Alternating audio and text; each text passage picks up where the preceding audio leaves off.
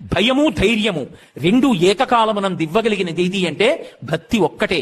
అందుకే ఈ దేశంలో భక్తి పరమౌషధం. ఆ భక్తి లేదనుకోండి, మీరు మనిషికి ఇద్దరు పోలీసుల్ని పెట్టినా కూడా ఎవరి మనసులో ఏ నేర ప్రవృత్తి పెరుగుతోందో ఎవరు ఆలోచించగలరు. అదే మనసు సంస్కరింపబడింది అనుకోండి, వాడి మనసు పాలకుండ లాంటిది అనుకోండి.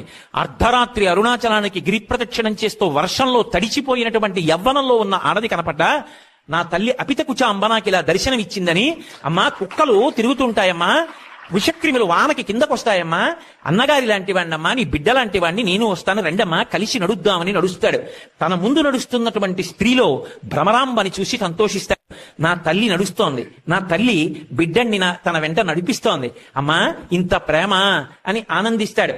ఆ భావన కలిగింది అనుకోండి, నేను పురుషుణ్ణి అనుకుంటే పాలు పొంగుతాయి, అమ్మా అని పిలవగానే పాల మీద నీళ్లు పాలు కిందకి పెడతాయి. ఆ ఉత్తమమైనటువంటి సంస్కారము, ఉత్తమమైన భావన పరంపర దేని చేత వస్తాయంటే భక్తి చేతనే వస్తాయి. భక్తి మౌఢ్యము కాదు, భక్తి మనిషిని పాడు చేసేది కాదు. భక్తికి ముందు అసహ్యకరమైనటువంటి పేర్లు పెట్టడం, భక్తి తర్వాత అసహ్యకరమైన పేర్లు పెట్టడం, తగుదునమ్మా అని భక్తి వల్ల సమాజం పాడైపోతోందని తీర్మానాలు చేయడం మహాసాహసం.